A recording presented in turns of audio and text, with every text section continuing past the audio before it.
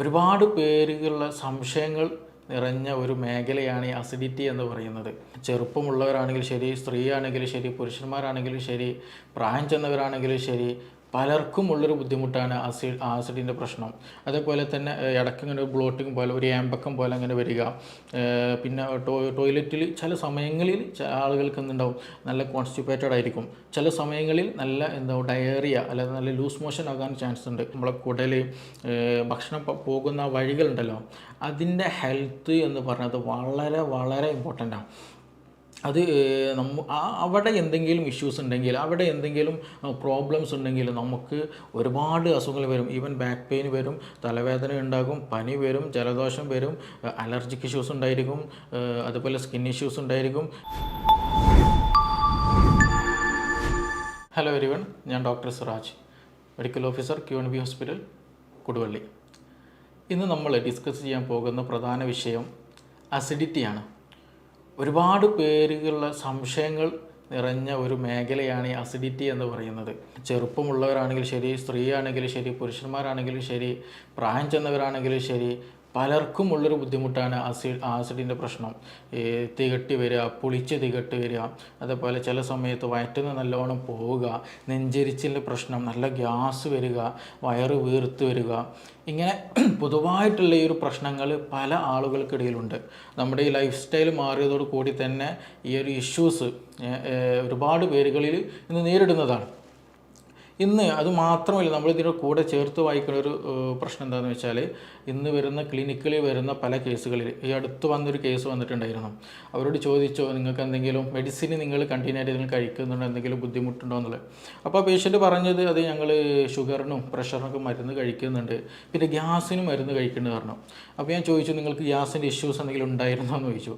അപ്പോൾ അവർ പറഞ്ഞത്, ഇല്ല, അങ്ങനത്തെ പ്രശ്നങ്ങളൊന്നുമില്ല, ഞങ്ങൾ അവിടെ പോയപ്പോൾ അവർ മെഡിസിൻ തന്നു, അത് ഞങ്ങൾ കഴിക്കുമെന്ന് ചോദിക്കും. അപ്പോൾ എന്നും കഴിക്കലുണ്ടോ? അത് സാറേ, ഞങ്ങൾ എന്നും കഴിക്കലുണ്ട് എന്നാണ് അവർ പറഞ്ഞത്.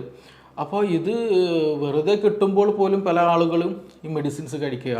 എന്തെങ്കിലും വയറിന് എന്തെങ്കിലും ഒരു അസ്വസ്ഥത, അത് ഗ്യാസിൻ്റെ പ്രശ്നമാണോ, എന്തെങ്കിലും ഇൻഫെക്ഷൻ വന്നതാണോ, വേറെ എന്തെങ്കിലും ബുദ്ധിമുട്ടുണ്ടോ എന്ന് പോലും നോക്കാണ്ട് സ്വന്തം ഇഷ്ടപ്രകാരം എന്തെങ്കിലും PPI പ്രോട്ടോൺ പമ്പ് ഇൻഹിബിറ്റേഴ്സ് ആയിട്ടുള്ള പാൻഡോപ്പോ, ജലൂസിൽ അങ്ങനെയുള്ള എന്തെങ്കിലും മെഡിസിൻസ് എടുത്ത് കഴിക്കുന്ന ഒരു ശൈലി ഇന്ന് നമ്മുടെ കമ്മ്യൂണിറ്റിയിൽ, നമ്മുടെ സമൂഹത്തിൽ ഒട്ടുമിക്ക ആളുകളിലും ഉള്ളതാണ്. അപ്പം അതുകൊണ്ട് തന്നെ അത് എത്രത്തോളം നല്ലതാണ്, എന്താണ് യഥാർത്ഥത്തിൽ നമുക്ക് പൊതുവായിട്ട് വയറ്റിൻ്റെ ഉള്ളിൽ ആസിഡുമായിട്ട് സംബന്ധിച്ച് ഉണ്ടാകുന്ന ബുദ്ധിമുട്ട്, അതെങ്ങനെ നമുക്ക് തന്നെ ഒരു മെഡിസിൻ്റെ സഹായമില്ലാതെ വീട്ടിൻ്റെ ഉള്ളിൽ തന്നെ നമുക്ക് എങ്ങനെ അത് മാനേജ് ചെയ്യാം തുടങ്ങിയ കാര്യങ്ങളാണ് ഇന്ന് നമ്മളിവിടെ കൂടുതലായിട്ട് പറയാൻ ഉദ്ദേശിക്കുന്നത്. അപ്പോൾ ഈ ആസിഡ്, നമ്മുടെ ഈ ആസിഡിൻ്റെ പ്രാധാന്യം എത്രത്തോളം ഉണ്ടെന്നുള്ള ആദ്യം നമ്മൾ മനസ്സിലാക്കണം. നമ്മുടെ വയറ്റിൻ്റെ ദഹനം നടക്കാൻ, ശരീരത്തിൽ വേണ്ട മെറ്റീരിയൽസ് വേണമെങ്കിൽ, അന്നജം, പ്രോട്ടീൻ, ഇതിൻ്റെയൊക്കെ ദഹനം നടക്കണമെന്നുണ്ടെങ്കിൽ നമുക്ക് കൃത്യമായിട്ടുള്ള ഒരു സംവിധാനം വേണം. അതിൽ ഏറ്റവും ഇമ്പോർട്ടൻ്റ് ആയിട്ടുള്ള ഒരു സംഗതിയാണ് ഈ ആസിഡിൻ്റെ പ്രസൻസ് എന്ന് പറയുന്നത്. നമ്മുടെ വയറ്റിലുള്ള ഈ ആസിഡിൻ്റെ pH വരുന്നത് 1.5 ആണ് ഏകദേശം വരുന്നത്. അതായത് അത്രത്തോളം സ്ട്രോങ് ആസിഡാണ് നമ്മുടെ വയറ്റിലുള്ളത്. അപ്പോൾ അതുകൊണ്ട് തന്നെ ഇതിൻ്റെ ഇമ്പോർട്ടൻസ് അത്രത്തോളം ഉണ്ട്. കാരണം ഞാൻ നേരത്തെ പറഞ്ഞതുപോലെ നമ്മൾ ഈ പ്രോട്ടീൻസ്, നമ്മൾ പച്ചക്കറികൾ കഴിക്കലുണ്ട്, മീൻ കഴിക്കലുണ്ട്, മുട്ട, അതല്ലാത്ത മറ്റു ഫ്രൂട്ട്സുകൾ കഴിക്കലുണ്ട്, അതുപോലെ ബീഫ്, മട്ടൻ, ഇതൊക്കെ നമ്മൾ കഴിക്കുന്നതാണ്.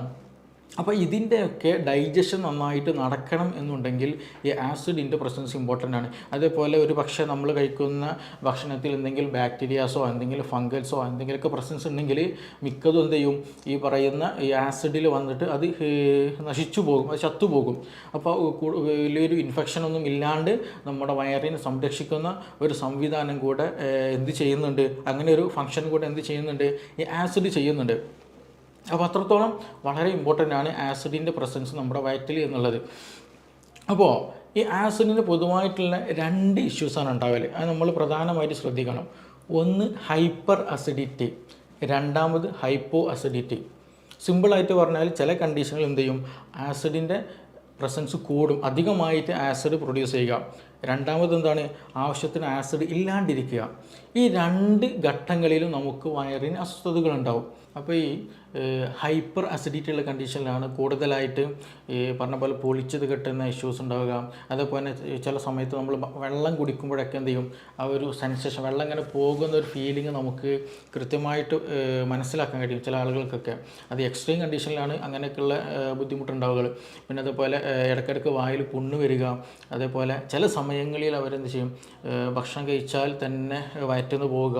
ശരീരത്തിൽ എന്ത് ചെയ്യില്ല, നമ്മൾ കഴിക്കുന്ന ഭക്ഷണം കാണാൻ കഴിയില്ല. ഒരുപാട് ഭക്ഷണം കഴിക്കും, ഇതൊക്കെ എവിടുക്കാ പോകുന്നത് എന്നുള്ളൊരു ചോദ്യം ഉണ്ടാവും. അത് വേറെ ഒന്നും കൊണ്ടല്ല, ഈ നമ്മുടെ സ്റ്റൊമക്കിലുള്ള ആസിഡ് വരും. അധികമായിട്ടുള്ള ആസിഡ് കാരണം പെട്ടെന്ന് ദഹനം നടക്കും. പെട്ടെന്ന് എന്ത് ചെയ്യും, ഈ അതിൻ്റെ കൂടെ തന്നെ പെരിസ്റ്റാൾട്ടിക് മൂവ്മെൻറ്റ്, കുടലിൻ്റെ മൂവ്മെൻറ്റ് പല ആളുകൾക്ക് കൂടാറുണ്ട്. അപ്പോൾ അതുകൊണ്ട് തന്നെ പെട്ടെന്ന് ഒരു അബ്സോർപ്ഷനുള്ള സമയം ഇല്ലാണ്ട് പെട്ടെന്ന് തന്നെ അത് ടോയ്ലറ്റിൽ പോകുന്ന ഒരു സംവിധാനം ചില ആളുകൾക്ക് ഉണ്ടാവാറുണ്ട്. അപ്പോൾ അതുകൊണ്ടാണ് ഇങ്ങനെയുള്ള ഇഷ്യൂസൊക്കെ ഉണ്ടാകുന്നത്. അതാണ് ഹൈപ്പർ അസിഡിറ്റി എന്ന് പറയുന്നത്. ആസിഡിൻ്റെ അളവ് കൂടുന്നത് കൊണ്ടുണ്ടാകുന്ന അസ്വസ്ഥതകൾ, ബുദ്ധിമുട്ടുകൾ, പ്രയാസങ്ങളൊക്കെ. രണ്ടാമത്തേതാണ് ഹൈപ്പോ അസിഡിറ്റി എന്ന് പറയുന്നത്. അതായത് ആസിഡിൻ്റെ അളവ് വേണ്ട വിധേനം ഇല്ലാണ്ട് കുറവ് വരുന്ന ഒരു സാഹചര്യം. ഇതിനൊക്കെ ഉണ്ടാകാൻ ഒരു പ്രധാന കാരണമായിട്ട് പറയുന്ന ഒന്ന് രണ്ട് വിഷയങ്ങളുണ്ട്. ഒന്ന് അത് സ്ട്രെസ്സാണ്. ടെൻഷൻ ഉണ്ടെങ്കിൽ എന്ത് ചെയ്യും, ഈ പറഞ്ഞ പോലെ ആസിഡിൻ്റെ പ്രസൻസ് കൂടും. ടെൻഷന് എന്തെങ്കിലും കൂടുതലായിട്ട് ചിന്തിച്ചിരിക്കുക, ബേജാറ് കൂടുക, ആങ്സൈറ്റി വരിക, അങ്ങനെ വരുമ്പോൾ എന്ത് ചെയ്യും, ആസിഡിൻ്റെ പ്രൊഡക്ഷൻ കൂടും. സ്ട്രെസ് ഹോർമോൺ ഉള്ളത് കൊണ്ട്, അതിൻ്റെ പ്രസൻസ് കൊണ്ട് ഈ പറയുന്ന പോലെ ആസിഡിൻ്റെ പ്രൊഡക്ഷൻ കൂടും. രണ്ട്, ഇതേപോലെ എച്ച് പൈലോറിക്കിൻ്റെ പ്രസൻസ് സ്റ്റൊമക്കിലുണ്ടെങ്കിലും അതും ഈ പറഞ്ഞ പോലെ ആസിഡ് കൂടാനും കുറയാനുള്ളൊക്കെ കാരണമാണ്. പക്ഷേ നമ്മളിത് മനസ്സിലാക്കേണ്ടത് എന്താണ്, എൻ്റെ ശരീരത്തിൽ എനിക്കിങ്ങനെ ഒരു ഇഷ്യൂ വന്നാൽ ഇത് ആസിഡ് കൂടിയതാണോ, അതല്ല ഇത് ആസിഡ് കുറഞ്ഞ ഇഷ്യൂ ആണോ എന്നുള്ളെങ്കിലും കുറഞ്ഞതെങ്കിലും നമ്മൾ എന്ത് ചെയ്യണം, മനസ്സിലാക്കണം. അതിന് വേണ്ട കാര്യങ്ങൾ നമുക്ക് വീട്ടിൽ തന്നെ ചെയ്യാൻ കഴിയണം. അപ്പോൾ ഹൈപ്പോ അസിഡിറ്റി, അടുത്തതാണ് പറയാനുള്ളത്. ഹൈപ്പോ അസിഡിറ്റി, ഈ ആസിഡ് അളവ് വേണ്ട വിധേനം നമ്മുടെ ശരീരത്തിൽ ഇല്ല എങ്കിൽ, വയറ്റിലില്ല എന്നുണ്ടെങ്കിൽ നേരത്തെ പറഞ്ഞതുപോലെ ഡൈജഷന് വളരെയധികം നെഗറ്റീവായിട്ട് ബാധിക്കും. ഈ പ്രത്യേകിച്ച് പ്രോട്ടീൻ്റെ ഡൈജഷനൊന്നും നടക്കാൻ സാധ്യമല്ല. ദഹനം നടക്കാത്തത് കൊണ്ട് തന്നെ ഭക്ഷണം കഴിച്ചു കഴിഞ്ഞാൽ ഒരു ഹെവിനെസ് ഫീൽ, വയറെന്തോ ഒരു വീർത്ത പോലെ, ഒരു കനം പിടിച്ച പോലെ ഒരു ഫീലിംഗ് ഉണ്ടായിരിക്കും. അതേപോലെ തന്നെ ഇടയ്ക്കിങ്ങനെ ഒരു ബ്ലോട്ടിങ് പോലെ, ഒരു ഏമ്പക്കം പോലെ അങ്ങനെ വരിക. പിന്നെ ടോയ്ലറ്റിൽ ചില സമയങ്ങളിൽ ആളുകൾക്ക് എന്തുണ്ടാവും, നല്ല കോൺസ്റ്റിപ്പേറ്റഡ് ആയിരിക്കും. ചില സമയങ്ങളിൽ നല്ല ഡയറിയ അല്ലെങ്കിൽ നല്ല ലൂസ് മോഷൻ ആകാൻ ചാൻസ് ഉണ്ട്. അതെന്താ അങ്ങനെ വരണമെന്ന് ചോദിച്ചാൽ, ഞാൻ നേരത്തെ പറഞ്ഞല്ലോ, നമ്മൾ ഡൈജഷൻ ശരിക്കും നടക്കുന്നില്ല. ഡൈജഷൻ ശരിക്കും നടക്കാത്തത് കൊണ്ട് അൺഡൈജസ്റ്റഡ് ആയിട്ടുള്ള ഫുഡാണ് സ്റ്റൊമക്കിൽ നിന്ന് പിന്നീട് സ്മോൾ ഇൻറ്റെസ്റ്റൈനിലേക്കൊക്കെ, ലാർജ് ഇൻറ്റെസ്റ്റൈനിലേക്ക്, കുടലിലേക്ക് ഇങ്ങനെ വരുന്നത്. അപ്പോൾ അവിടെയൊക്കെ ചെറുതായിട്ടുള്ള ഒരുപാട് ഗട്ട് ബാക്ടീരിയാസ് ഉണ്ട്. ഈ ബാക്ടീരിയ എന്ത് ചെയ്യും, അതിമേ ഇങ്ങനെ വർക്ക് ചെയ്യുമ്പോൾ അവിടെയുള്ള അത് ശരിക്കും ഡൈജസ്റ്റഡ് ആകാത്തത് കൊണ്ട് തന്നെ അവിടെ ഒരു റൊട്ടനായിട്ട് ഒരു ചീഞ്ഞു പോകുന്ന ഒരു സിറ്റുവേഷൻ അവിടെ ഉണ്ടാകും. അപ്പോൾ അങ്ങനെ വരുമ്പോൾ എന്ത് ചെയ്യും, ചിലപ്പോൾ ചില ആളുകൾക്ക് നല്ല അബ്ഡോമിനൽ പെയിൻ ഉണ്ട്, നല്ല വയറുവേദന ഉണ്ടാകും. പിന്നെ അതുപോലെ കീഴുവായി പോകുന്ന സമയത്തും ഭയങ്കര സ്മെല്ല് വളരെയധികം ഉണ്ടായിരിക്കും. പിന്നെ അതിങ്ങനെ ഇടയ്ക്കിടയ്ക്ക് വന്നുകൊണ്ടേയിരിക്കും. അതൊക്കെയാണ് ഈ പറയുന്ന പോലെ ഹൈപ്പോ അസിഡിറ്റി കാരണം നമ്മുടെ വയറിൽ ഉണ്ടാകുന്ന അസ്വസ്ഥതകൾ പ്രധാനമായിട്ടുള്ളത്. വയറുവേദന ഉണ്ടാവുക, കീഴ്വാഴ് കൂടുതലായിട്ട് ഇങ്ങനെ പോകുക, അത് നല്ല സ്മെല്ലുള്ള ഒരു കീഴ്വാഴായിരിക്കും ഉണ്ടാവുക. പിന്നെ അതുപോലെ നല്ല വയറൊക്കെ വീർത്ത ഒരു ഫീലിംഗ് ആയിരിക്കും ഉണ്ടാവുക. അപ്പോൾ ഇതാണ് കൂടുതലായിട്ടും ഹൈപ്പോ അസിഡിറ്റിയുടെ കേസിൽ ഉണ്ടാകാറുള്ളത്. അതുകൊണ്ട് തന്നെ ചില ഈ റൊട്ടനാവില്ല, ഞാൻ പറഞ്ഞില്ല, കുടലിൽ വെച്ചിട്ട് ബാക്ടീരിയ അതും എന്ത് ചെയ്യും, കൂടുതൽ മൾട്ടിപ്ലൈ ചെയ്യും. അതിൻ്റേതായിട്ടുള്ള പ്രവർത്തനങ്ങൾ നടക്കുമ്പോൾ അതിന് ബാഡ് സ്മെല്ല് വരും. അതേപോലെ തന്നെ ചിലപ്പോൾ ഒരു ഇൻഫെക്ഷനും അതേപോലെ കോൺസ്റ്റിപ്പേഷൻ ആകാൻ ചാൻസ് ഉണ്ട്. അതേപോലെ നേരത്തെ പറഞ്ഞ പോലെ വയറ്റിൽ നിന്ന് കൂടുതലായിട്ട് ലൂസായിട്ട് സ്റ്റൂള് പോകാനും സാധ്യതയുണ്ട്. അതാണ് ഹൈപ്പോ അസിഡിറ്റിയിൽ കൂടുതലായിട്ടുണ്ടാകുക. അപ്പോൾ നമ്മുടെ വീട്ടിലുള്ള അല്ലെങ്കിൽ നമുക്ക് തന്നെ ഇങ്ങനെയുള്ള അനുഭവങ്ങൾ ഉണ്ടായിരിക്കും. ചില ആൾക്ക് ഭക്ഷണം കഴിച്ച് കഴിഞ്ഞാൽ, എന്തെങ്കിലും ബീഫൊക്കെ കഴിച്ച് കഴിഞ്ഞാൽ, എന്തെങ്കിലും റെഡ് മീറ്റൊക്കെ കഴിച്ച് കഴിഞ്ഞാൽ എന്ത് ചെയ്യും, ഇനിയൊന്നും വേണ്ട, വയറ് ഫുള്ളായൊരു ഫീലിംഗ് ഉണ്ടായിരിക്കും. നേരെ ചില ആളുകളുണ്ടാകും, എന്ത് കഴിച്ചാലും എന്ത് ചെയ്യും, വീണ്ടും വിശപ്പ് തോന്നും, വീണ്ടും പിന്നെയും കഴിക്കാനുള്ള ടെൻഡൻസി ഉണ്ടായിരിക്കും. അവർക്ക് അങ്ങനത്തെ ഒരു ഹെവിനെസ്സോ ഫീലിംഗ് ഉണ്ടായിരിക്കില്ല. അതാണ് ഈ ഹൈപ്പർ അസിഡിറ്റിൻ്റെയും ഹൈപ്പോ അസിഡിറ്റിൻ്റെയും രണ്ടും വ്യത്യാസങ്ങൾ വരുന്നത്. ഇത് രണ്ടും എന്ത് ചെയ്യണം, ട്രീറ്റ് ചെയ്യേണ്ട കേസാണ്. ഇത് രണ്ടും എന്ത് വെച്ചാൽ നമ്മളെപ്പോഴും നോർമലിൽ എന്ത് ചെയ്യണം, മൂവ് ചെയ്യാൻ ശ്രദ്ധിക്കണം. അപ്പോൾ നോർമൽ മൂവ് ചെയ്താൽ മാത്രമാണ് ശരിയായ രീതിയിൽ ഡൈജഷൻ നടക്കുക, ശരിയായ രീതിയിൽ അബ്സോർപ്ഷൻ നമുക്ക് വേണ്ട ശരീരത്തിൽ വേണ്ട അന്നജവും പ്രോട്ടീനും വൈറ്റമിൻസും മിനറൽസൊക്കെ ശരീരത്തിന് കിട്ടുകയുള്ളൂ. അല്ലാണ്ട് നമ്മൾ കൂടുതലായിട്ട് ഭക്ഷണം കഴിക്കും, ഭക്ഷണം കഴിച്ചത് ശരിയായ രീതിയിൽ ആഗിരണം നടക്കില്ല, ഡൈജഷൻ നടക്കില്ല, അബ്സോർപ്ഷൻ നടക്കില്ല. അപ്പോൾ നമുക്ക് വേണ്ട സാധനങ്ങളൊന്നും ബോഡിക്ക് അബ്സോർബ് ചെയ്യാൻ പറ്റാത്തത് കൊണ്ട് അതെന്ത് ചെയ്യും, നമ്മുടെ ശരീരത്തിൽ പിടിക്കില്ല. അങ്ങനെയൊക്കെ ഇഷ്യൂസ് ഇതുമായി ബന്ധപ്പെട്ട് ഉള്ളതാണ്. അപ്പോൾ അതുകൊണ്ട് തന്നെ ഇതിൽ നമ്മൾ പ്രധാനമായിട്ട് ശ്രദ്ധിക്കേണ്ടത്, ഒന്ന് ഹൈപ്പർ അസിഡിറ്റി ഉള്ളവർക്ക് കൂടുതലായിട്ടുള്ള പ്രശ്നമാണ് സ്ട്രെസ് ഉണ്ടാവുക, ടെൻഷൻ ഉണ്ടാവുക, ബേജാറുണ്ടാവുക എന്നുള്ളത്. അത് നമ്മൾ ഒഴിവാക്കണം. സ്ട്രെസ് ഹോർമോൺ പ്രൊഡക്ഷൻ കൂടിക്കഴിഞ്ഞാൽ ഈ ഹൈപ്പർ അസിഡിറ്റി കൂടുതലായിട്ടുണ്ടാകും. അപ്പോൾ അതുകൊണ്ട് കൂടുതലായിട്ടുള്ള ടെൻഷന്, ബേജാറുകൾ, ആലോചനകൾ, ചിന്തകൾ ഒക്കെ ഉണ്ടെങ്കിൽ ശ്രദ്ധിക്കുക, അത് ഒഴിവാക്കേണ്ടതാണ്. മറ്റൊന്ന്, ഉറക്കമില്ലാത്ത അവസ്ഥയുണ്ടെങ്കിൽ, ഉറക്കം വളരെ കുറവാണ്, അങ്ങനെ എന്തെങ്കിലും ബുദ്ധിമുട്ടുണ്ടെങ്കിൽ അതും വളരെ ശ്രദ്ധിക്കേണ്ടതാണ്. അതും നമ്മുടെ ശരീരത്തെ എന്ത് ചെയ്യും, നമ്മുടെ ദഹന പ്രക്രിയയെ, ആസിഡിൻ്റെ പ്രൊഡക്ഷനൊക്കെ പ്രതികൂലമായിട്ടും ബാധിക്കുന്നതാണ്. അപ്പോൾ അതും ശ്രദ്ധിക്കുക. ദഹനത്തെ വളരെ ഇമ്പോർട്ടൻ്റ് ആണ് ഉറക്കം എന്നുള്ളത്. മറ്റൊന്ന്, ഈ ഹൈപ്പോ ആയിട്ടുള്ള കേസുകളുണ്ടല്ലോ, അതായത് ദഹനം നടക്കുന്നില്ല, എന്തെങ്കിലും വയറ് വീർത്ത പോലെ അല്ലെങ്കിൽ ഒരു ക്ഷീണം പിടിച്ച പോലെയൊക്കെയുള്ള ഒരു അവസ്ഥ. അങ്ങനെയുള്ളവർ ചെയ്യേണ്ട പ്രധാനമായിട്ടും ഒന്ന്, ഈ നമ്മുടെ ഭക്ഷണത്തിൽ എന്ത് ചെയ്യുക, ചുക്ക്, അതേപോലെ ഇഞ്ചി, കുരുമുളക്, ഗ്രാമ്പു, പട്ട, ഇങ്ങനെയുള്ള സംഗതികളുണ്ടല്ലോ, അതെന്ത് ചെയ്യുക, നമ്മുടെ ഭക്ഷണത്തിൽ കൂടുതലായിട്ട് ഉൾപ്പെടുത്തുക. അത് നമ്മുടെ ഡൈജഷന് കൂടുതൽ പ്രൊമോട്ട് ചെയ്യും, പെട്ടെന്ന് ഡൈജസ്റ്റ് ചെയ്യാനുള്ള അത് ഹെൽപ്ഫുൾ ആക്കുന്ന മെഡിസിൻസാണ്. അപ്പോൾ കൂടുതലായിട്ട് നിങ്ങൾക്ക് അങ്ങനെ ഒരു ഇഷ്യൂസ് ഉണ്ടെന്നുണ്ടെങ്കിൽ എന്ത് ചെയ്യുക, ഈ മല്ലി ഉണ്ടല്ലോ, മല്ലി കുറച്ച് എന്ത് ചെയ്യുക, വെള്ളത്തിലിട്ട് തിളപ്പിച്ചിട്ട് ആ വെള്ളം ഇടയ്ക്കിടയ്ക്ക് കുടിക്കുന്നത് ഈ അധികമായിട്ടുള്ള ഗ്യാസിൻ്റെ ഇഷ്യൂസും വയറിൻ്റെ അസ്വസ്ഥതകൾക്കൊക്കെ വളരെ ഹെൽപ്ഫുള്ളാണ്. വയറ്റിന്ന് പോകാനും വളരെ നല്ലതാണ്. അപ്പോൾ അതുകൊണ്ട് അങ്ങനെയുള്ള മെഡിസിൻസ്, അങ്ങനെയുള്ള പദാർത്ഥങ്ങൾ കൂടുതലായിട്ട് നമ്മൾ എന്ത് ചെയ്യണം, നമ്മുടെ ഭക്ഷണത്തിൽ ഉൾപ്പെടുത്താൻ ശ്രദ്ധിക്കാം.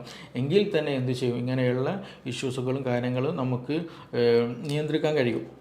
ഇനി അതൊന്നുമല്ല, വേറെ എന്തെങ്കിലും ബുദ്ധിമുട്ടുകൾ കൂടി, ചില ആളുകൾക്ക് എന്ത് ചെയ്യും, ഭയങ്കര പെയിൻഫുള്ളാവും. ഭക്ഷണം കഴിക്കുന്ന സമയത്ത് നല്ല പെയിൻ ഉണ്ടായിരിക്കും. ചില ആളുകൾക്ക് ഭക്ഷണം കഴിഞ്ഞ് ഒരു അരമണിക്കൂർ കഴിഞ്ഞാൽ അല്ലെങ്കിൽ ഒരു 20 മിനിറ്റ് കഴിഞ്ഞാൽ നല്ല വയറുവേദന വരാറുണ്ട്. ചില ആൾക്ക് നല്ല ഛർദ്ദിക്കാൻ വരാറുണ്ട്. അപ്പോൾ അങ്ങനെയുള്ള കേസുകളിൽ അത് നിർബന്ധമായിട്ടും നമ്മൾ പ്രത്യേകം ഡോക്ടറെ കണ്ടിട്ട് അത് എന്താണ് എന്നുള്ളത് പഠിക്കുക തന്നെ ചെയ്യണം. അത് വേറെ എന്തെങ്കിലും മൈഗ്രെയിൻ്റെ ഇഷ്യൂസ് ഉണ്ടോ, ഇനി അതല്ല വേറെ അൾസറിൻ്റെ പ്രശ്നമുണ്ടോ, IBSൻ്റെ സിംറ്റം ഉണ്ടോ, IBD, ഇങ്ങനെയുള്ള, അതായത് നമ്മുടെ GI ട്രാക്ക്, അത് ഭക്ഷണം പോകുന്ന പാത്വേ ഉണ്ടല്ലോ, ഈ ഈസോഫാഗസ്, അതായത് ഇവിടെ നിന്ന് വരുന്ന ആ ഈസോഫാഗസ്, സ്റ്റൊമക്ക്, വയറ്, പിന്നെ സ്മോൾ ഇൻറ്റസ്റ്റൈൻ, ലാർജ് ഇൻറ്റസ്റ്റൈൻ, അങ്ങനെയുള്ള ആ ഒരു പാത്വേയിൽ എന്തെങ്കിലും ഇൻഫെക്ഷൻസ് ഉണ്ടോ, അവിടെ എന്തെങ്കിലും അതിന് സ്ഫിങ്ക്റ്റേഴ്സ് ഉണ്ട്, അതായത് ഭക്ഷണം ഒരു വൺ ഡയറക്ഷനിൽ പോകാൻ വേണ്ടി ഹെൽപ്പ് ചെയ്യുന്ന സ്ഫിങ്ക്റ്ററായിട്ട് ആക്ട് ചെയ്യുന്ന ഏരിയകളുണ്ട്. അപ്പോൾ അവിടെ എന്തെങ്കിലും പ്രശ്നങ്ങളുണ്ടോ, അപ്പോൾ അത് കറക്റ്റ് മനസ്സിലാക്കിയിട്ട് അതിന് വേണ്ട രീതിയിലുള്ള ട്രീറ്റ്മെൻറ്റ് വളരെ ഇമ്പോർട്ടൻ്റ് ആണ്. നമ്മൾ ആദ്യം മനസ്സിലാക്കണം, ഈ സ്റ്റൊമക്ക് എന്ന് പറയുന്നത്, അതായത് സ്റ്റൊമക്ക്, നമ്മളെ കുടൽ, ഭക്ഷണം പോകുന്ന വഴികളുണ്ടല്ലോ, അതിൻ്റെ ഹെൽത്ത് എന്ന് പറയുന്നത് വളരെ വളരെ ഇമ്പോർട്ടൻ്റാണ്. അത് അവിടെ എന്തെങ്കിലും ഇഷ്യൂസ് ഉണ്ടെങ്കിൽ, അവിടെ എന്തെങ്കിലും പ്രോബ്ലംസ് ഉണ്ടെങ്കിൽ നമുക്ക് ഒരുപാട് അസുഖങ്ങൾ വരും. ഈവൻ ബാക്ക് പെയിൻ വരും, തലവേദന ഉണ്ടാകും, പനി വരും, ജലദോഷം വരും, അലർജിക് ഇഷ്യൂസ് ഉണ്ടായിരിക്കും, അതുപോലെ സ്കിൻ ഇഷ്യൂസ് ഉണ്ടായിരിക്കും, സെക്ഷൽ ഇഷ്യൂസ് ഉണ്ടായിരിക്കും, അങ്ങനെയുള്ള പല ഇഷ്യൂസും ഉണ്ടായിരിക്കും. ഇനി അഥവാ നമ്മളൊരു മെഡിസിൻ കഴിച്ചാലോ ഈ അസുഖങ്ങൾക്ക് വേണ്ടിയിട്ട്, ആ മെഡിസിനും തന്നെ ശരിയായ രീതിയിൽ ദഹിച്ച് അബ്സോർപ്ഷൻ നടക്കണം എന്നുണ്ടെങ്കിൽ എന്ത് വേണം, ഈ GI ട്രാക്ക്, നമ്മുടെ സ്റ്റൊമക്ക്, വയറ്, കുടൽ, ഇതൊക്കെ എന്ത് ചെയ്യണം, ഹെൽത്തി ആയിരിക്കണം. ഇല്ലെങ്കിൽ എന്ത് ചെയ്യില്ല, അത് ശരിക്കും ഡൈജഷൻ നടക്കില്ല, ശരിയായ രീതിയിൽ അബ്സോർപ്ഷൻ നടക്കില്ല, ആ മെഡിസിൻ ശരീരത്തിൽ പിടിക്കില്ല. അപ്പോൾ അതുകൊണ്ട് ഈ ഒരു പാത്വേ, നമ്മുടെ ഭക്ഷണം കഴിക്കുന്ന അല്ലെങ്കിൽ ഭക്ഷണം കടന്നു പോകുന്ന സ്ഥലം എന്നുള്ളത് വളരെ വളരെ ഇമ്പോർട്ടൻ്റ് ആണ്. അത് നിർബന്ധമായിട്ടും നമ്മൾ എന്ത് ചെയ്യണം, ഹെൽത്തി ആയി കൊണ്ടുപോകാൻ വളരെയധികം ശ്രദ്ധിക്കുക. എന്തെങ്കിലും ബുദ്ധിമുട്ട് കൂടുതലായിട്ട് തോന്നുന്നുണ്ടെങ്കിൽ നിർബന്ധമായിട്ടും ഒരു ഡോക്ടറെ കണ്ടിട്ട് അതിന് വേണ്ട നിർദ്ദേശങ്ങൾ സ്വീകരിക്കണം. അല്ലാണ്ട് സ്വന്തം ഇഷ്ടപ്രകാരം, സ്വന്തം തീരുമാനപ്രകാരം ഒരിക്കലും എന്ത് ചെയ്യരുത്, നമ്മൾ മെഡിസിൻ കഴിക്കരുത്. അത് നിർബന്ധമായിട്ടും നമ്മൾ ശ്രദ്ധിക്കേണ്ടതാണ്. നമുക്കിനി മറ്റൊരു വിഷയവുമായിട്ട് വേറൊരു സമയത്ത് വീണ്ടും കാണാം.